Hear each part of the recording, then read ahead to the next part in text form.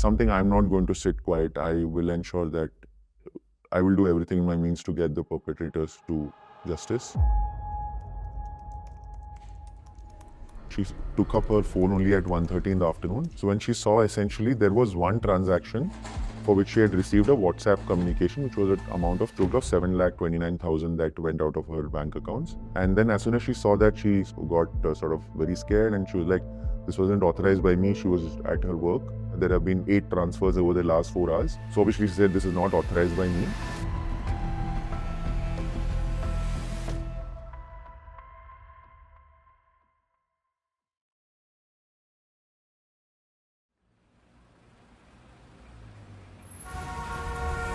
I work for a startup in Bangalore, and I head business development and expansions there. We don't usually think this will happen to us. Generally, me, my wife, we're generally very careful with the way we transact online, and we don't generally respond to unwanted messages or calls, so we're extremely careful. But still, despite that, being busy and all of that, we realize that this can happen to us as well. Even 5 minutes of negligence, it could lead to major financial losses. You're just so busy, and this obviously you see a lot on social media. Separate gangs using multiple methods And things like that in terms of cyber crimes. And somebody in my office, somebody in my team last year was part of a major investment fraud. It has hit close to home, but not my own home, except last month it hit my own home. What essentially happened was on 14th December around evening time, my wife's network just went off. And obviously we didn't think much of it, and she was like, maybe it will be back in a couple of minutes or a couple of hours. Around 4:35 is when my wife's network goes off. And while we sort of went through that day, the next day as well, her network wasn't back. And she got busy with her work and all of that. And around 15 December, 2:30 in the afternoon, I got a call from somebody who said that he's from and he said that there was a planned upgradation of our family plan, our service, and that he wanted to assist us through that process. So I just recalled, obviously, that previous day my wife had told me that her network had gone and I was busy and all of that. So I immediately connected her to him and asked him to assist her through the process.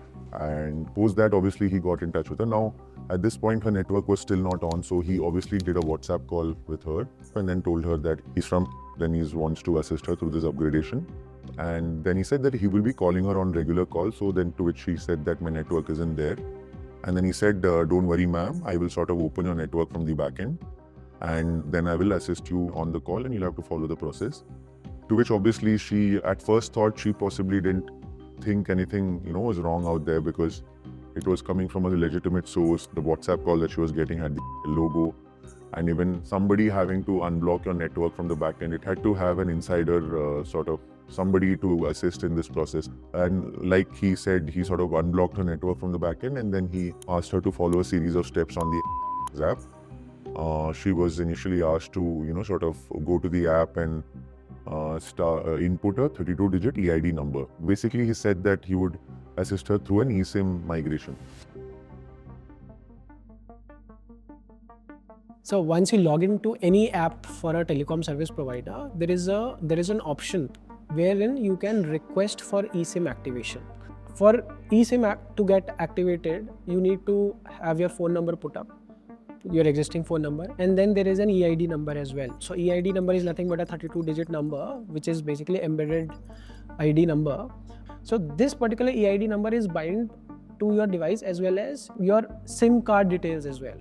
In this particular case, what has actually happened is the eSIM which should have got activated on the victim's phone number, it actually got activated on the scammer's phone number, just because with EID number, there was a device change request which was made. Your phone number basically is being held on another device, which unfortunately is not in your possession anymore. She received a successful notification which said, an email which said, your process for eSIM migration is successful and that your network will be restored in 24 hours, as also promised by the person on the call. And given that much of her WhatsApp was still active because she was active on Wi-Fi and all of that, 16th came, and then I think she was again busy and all of that. Her network didn't get restored in 24 hours, so she was irritated with the whole ordeal. And then, we were waiting to see when this gets restored. And then 17 December, nothing happened yet. We are busy, she's busy with her work. And then day 5 was 18 December. We were doing a monthly review in our office, and we were actually in the middle of a lot of planning for the next quarter. And at around 2:45, I got a call from my wife, and saying that you'll have to come immediately. There's something happening in my bank account, and it's got linked to something to do with my network. And she didn't tell me the exact amount because but she said I got a 3 lakh transaction. Now that is huge. So obviously I had to drop the meeting and all of that, and I wasn't able to think because I was in the middle of office work and all of targets and all of that. And then I obviously dropped everything and then started rushing to the police station. So she was in the middle of raising her cybercrime request, and she was at the bank at that moment. What essentially happened was my wife was busy in that time period between 9:30 to 1:30, so she took up her phone only at 1:30 in the afternoon once she was done with her work. There's one WhatsApp message which says 3 lakh rupees has been transferred out of your bank account. And then as soon as she saw that, she sort of got very scared, and she was like, this wasn't authorized by me. She was at her work. She called her bank immediately, and then she sort of notified them, and they sort of assisted her through it. And they obviously complied, and they froze her bank accounts. And then she also asked for additional information. Are there more transfers? So to which they said, yeah, there have been 8 transfers over the last 4 hours. So obviously she said, this is not authorized by me. This was maybe around 2:30 on 18th of December in the afternoon, 2:30 p.m. And then she also visited the nearby branch, HDFC branch, and sort of tried to do some diligence around what has happened, and to which obviously initially the bank employees were unaware, and they kept stating that these seem like legitimate transactions happening through via standard banking processes and SOPs. And she's not able to think at that point, so I immediately call it and get her number blocked on the way to the police station. So I think I called them around 3:45, 4 p.m. on 18 December, and that's when we blocked her number. And then when this happened, she immediately filed for a cybercrime report by calling 1930. Once we sort of filed the report and we got a FIR done, there was a total of 7,29,000 that went out of her bank accounts. Then incidentally, on our way back, after we returned home at 9:30, 10 in the night, while we were driving back, it just struck me that if all of this has happened, I asked my wife, she has 2 more bank accounts, one with RBL Bank, one with SBI, and asked her, what about those? So her other bank account with our RBL Bank was actually dormant because she hadn't operated it for a couple of months. So when we reached home, she saw her email and it said, your RBL Bank has been activated for transactions. And then she also got a message that her KYC verification successfully happened at an SBI bank branch in West Bengal. At that point, on 18 December night is when we, after sitting down and writing down, okay, how many bank accounts, what all possible areas that could be open to such a fraud. And then 19th December again, the next day, is when we go to the police station again. We're trying to follow up on the FIR and trying to understand what are the next steps. And then at this point, obviously, we're going through a lot of stress, and I'm not able to think or do any of my office work because that's all at the back seat right now. What also happened was I happened to sort of get external help through people in my network. I reached out to people in my college alumni network, and a friend is also in the police system. He's an IPS officer, and through some of their assistance and help, we were able to uncover essentially slightly more details and at a faster pace than what we would have got from the police at that point in time, because they are sort of involved in their process of investigation. And this essentially helped me understand that 2 primary accounts into which majority of the money went, and there was a minor, so basically it was a split of about 3,10,000 rupees which went into Axis Bank in Sultanganj, Bhagalpur, and about 3,90,000 went into another bank in Asansol in West Bengal. And about 29,000 rupees we saw had a transaction which said CBDC, which is legitimized and backed by the central bank of a country.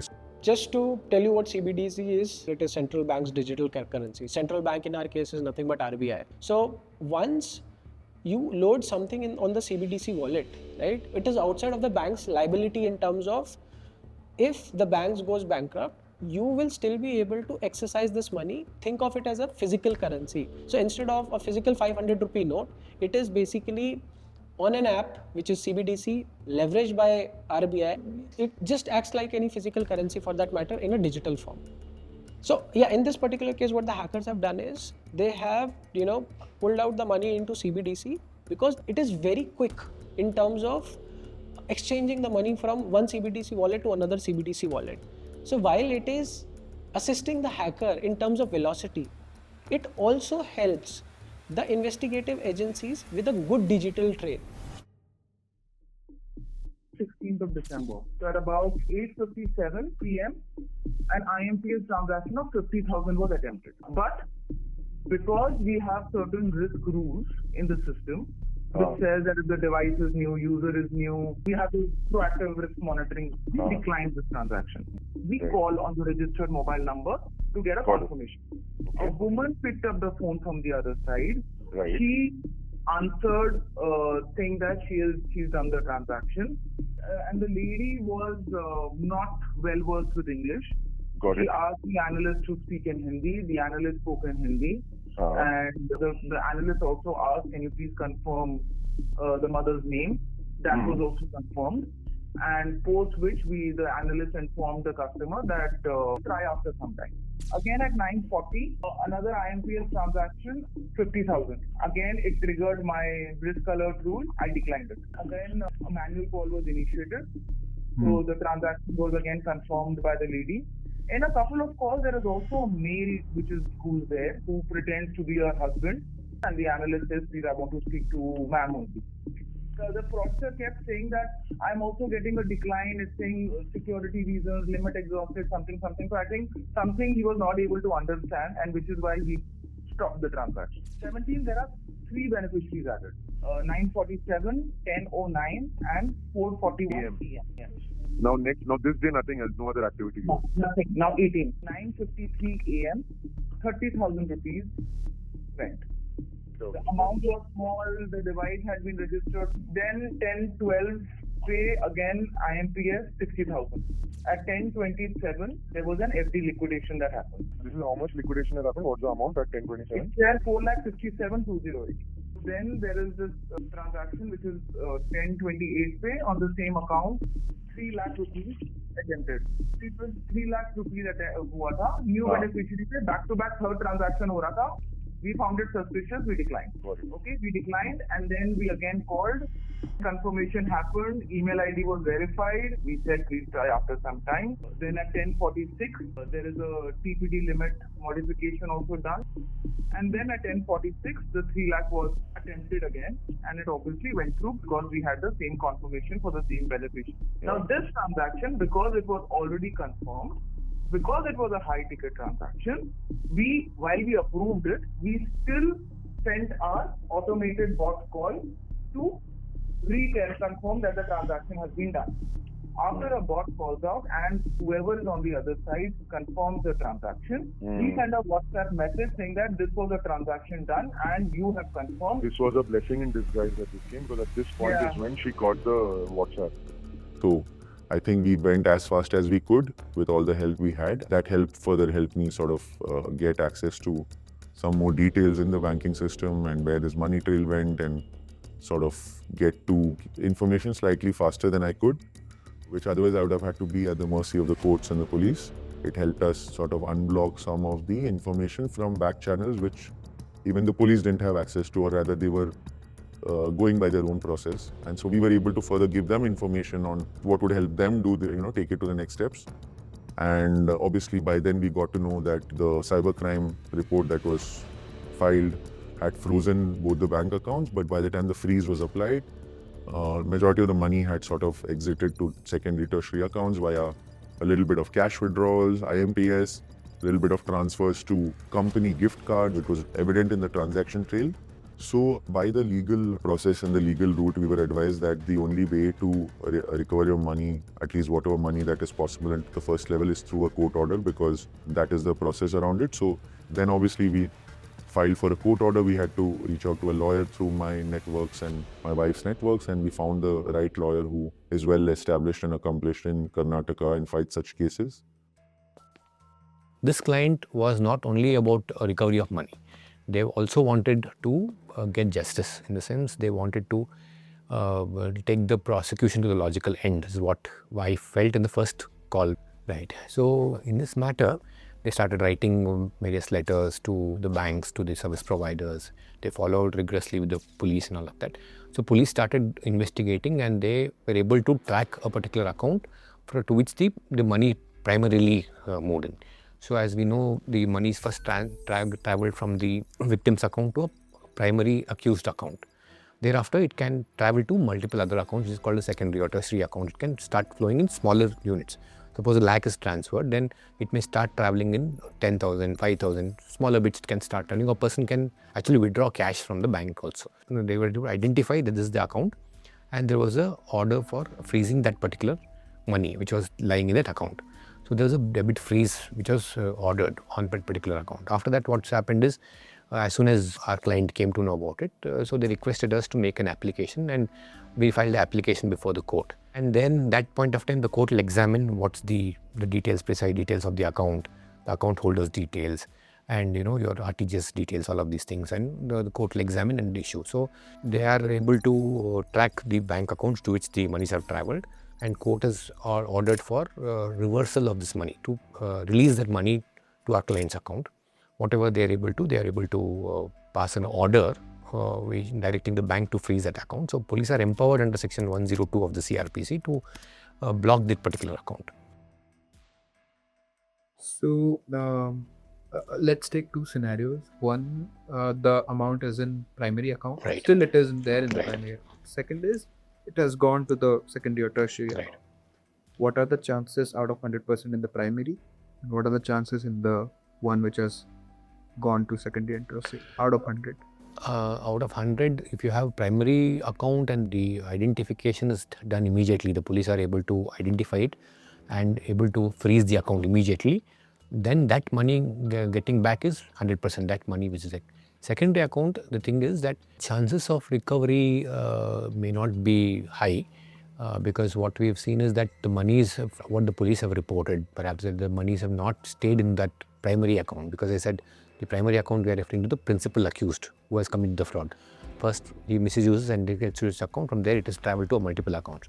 So if it's travelled to the secondary and tertiary accounts, multiple accounts, and spread, and cash is drawn, then the thing becomes that situation. These police officers from Bangalore will have to travel to those places wherever they are in, Kolkata or wherever region, and they have to physically arrest them, and then bring them to Bangalore.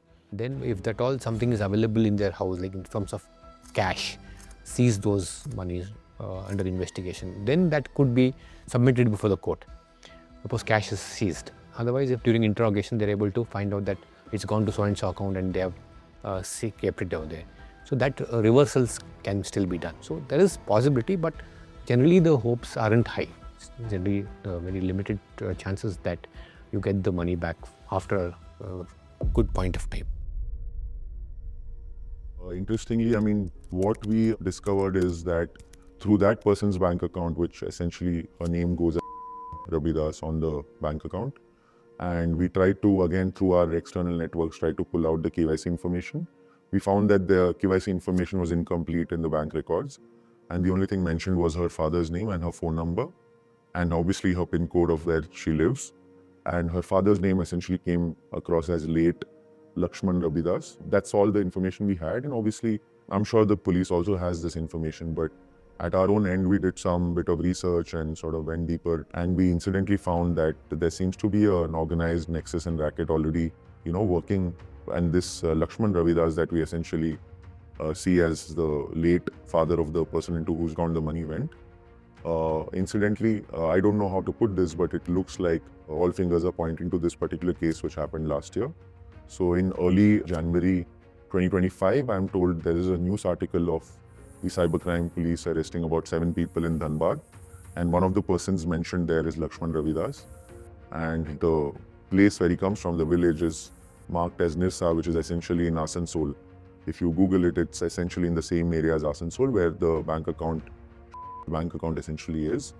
Then when we dug deeper, we saw that while these guys were arrested in early Jan, we saw some reports of a court case which was fought in the court over there in Jharkhand, and then this person called Lakshman Ravidas was sort of released on a bond bail for a 20,000 rupee bail in April of last year. And incidentally, again, through some of the knowledge and all of the information shared with me via my networks and friends, we were told that this bank account of Ravidas was opened in August 2025. So if you look at the history and the trail of the series of events, it essentially points out to an organized racket, and it seems like the perpetrators have come out and started their crimes again. And so it's a pattern. So a lot of questions, obviously, as to, while I don't have any evidence at this point, but it just looks like this is highly probable that is the same set of people who are within this organizing this racket in that same region, which is the Asansol and Bihar, Jharkhand, West Bengal, adjoining states. What has also happened in the process of going via my own preferences and friends and people who came forward, we also happened to get the phone numbers of the branch managers of the two banks, and we started talking to them, and we sort of connected at a deeper level to try and understand how do they see this, whether they have used to such crimes happening in their banks before, have they experienced such a thing. And one person, in fact, was pretty helpful. He sort of, at the branch manager at Sultanganj, Bihar, Bhagalpur, sort of came forward and told us that he's approached the person to whose bank account the money went, Mr. Kumar, and he's approached his family, and they found his address and KYC details. And he actually visited his place, and he spoke to his family members, and he sort of realized he came forward and told us that apparently when he has been duped by the system, and he doesn't think he's the first point of, or he doesn't think he's a criminal in this case, and that he and his family want to sort of assist us in recovering our money back, and also to take the perpetrators into sort of custody. Yes, what happens is that has happened in one matter. So a person who's actually absolutely has no connection with the accused, whatever. So to her account, a huge amount suddenly landed to her account. She was clueless to what to be done with that. So in that case, that person will become the best witness in the crime, right? So the police while investigating, like they say account A, then from account A, B, C, D is gone. So they contact the B account holder, C account, D account, they call everyone. And first is they freeze that particular, there's either a debit freeze on that particular amount, the called as a lien, marking a lien on that particular amount alone, not the account as such, right? One is freezing the entire bank account, that मैं एक पैसा डाल भी नहीं सकता, ले भी नहीं सकता, that kind of a situation that I can't do any transactions with the account. Second is, वो 3 लाख छोड़ के I can do other transactions. I can continue doing other transactions with the other money that I have, genuinely have. So once these cops reach out to that the secondary account holder, and they say, yes, it is a thing that I have absolutely no connection, I can transfer it back to you, to whichever account you say, or I want you to give it, I'll give it to you whichever way you want. They cooperate with the investigator, so they need not be made an accused in the matter, right? That person can also be one of the witness that such and such a money hit to my account, I was not aware, and the police called me, I have reverted this money back to their account, and that's the whole thing about it. So then the police have a lead there, that from victim's account, it's come to accused account, it's gone to this particular witness number 7's account. So that will lead to a conviction of the accused. Suppose that person doesn't respond, let us say, not picking calls, they go to place, they're not available, they're not willing to refund the money, then the police will have to consider them as an accused. They were in connivance or they were conspirators to that particular incident, so they have also illegally taken the money, make her accused number 2, 3, whatever, bring them to Bangalore court, face prosecution. We actually went and got a court order done from Karnataka, and we had to submit it to both the banks into which the first level of accounts into which the money went, and so that was sent across to these two branches via their nodal officers. And at the first instance, whatever money was frozen in these accounts is what we have recovered. This is close to about 1.67 lakhs, which is roughly about 22% of the total money that we have lost. So in one of the cases where we got extra help from the branch manager, we were able to establish that connect, and the family of the account holder is negotiating, and they sort of are willing to work with us, work through this to restore the balance of the money that still remains, in that, because they want to absolve their nephew of the crime, and they want a clean sheet in this whole thing. And they want us to sort of comply and help them get that clean sheet once they process the money back to us, is what they hold at this point in time. And so I'm hopeful that if that money comes in, it will be somewhere around 2.07 lakhs, which then makes the total money in close to 3.6 lakhs, which is about 52-53% of the total money we have lost. eSIM phishing. Defrauding of 14 crore rupees. Now someone loses his money in cyber fraud. What is the first step? See, according to me, first is that you will have to immediately inform your bank. Suppose the fraud amount is about, say, 1 lakh or 2 lakhs, and your account still has about 4 or 5 lakh rupees. So immediately to call your bank and block the account so that the other money is not lost. And then you have to immediately call the police. See, when you call the police, then they will obviously there's a portal which says you have to lodge your police complaint to the cyber crime portal, and you enter the details. Have you lost money? There's a series of questions that the system will ask you. You mention all of those things, including your RTGS details, all of that. So you just key in all those details and submit the thing.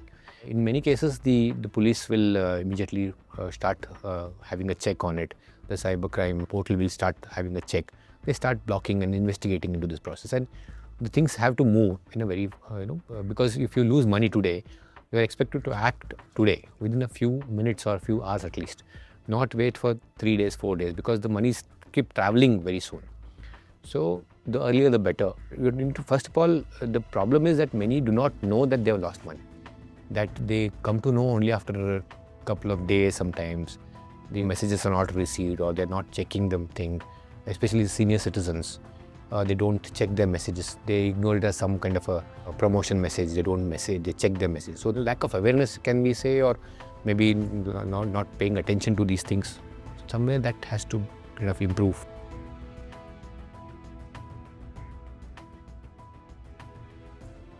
What exactly happens when you call 1930?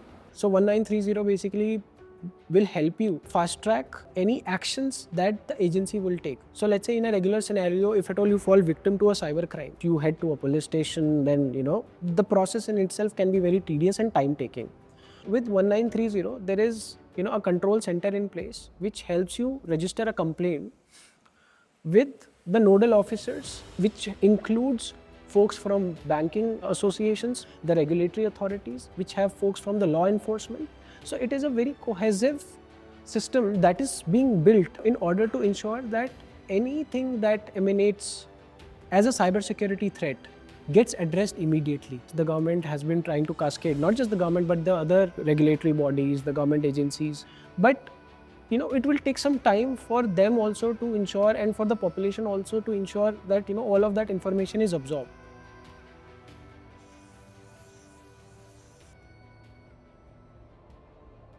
It was a harrowing experience. You said it was the first time that I'm sort of going to the courts and station back to back and trying to sort of trace where the money trail is, trying to parallelly figure out everything, right? Like not just figure out who the perpetrators are, but also figure out how to get the money back legally and through legal channels.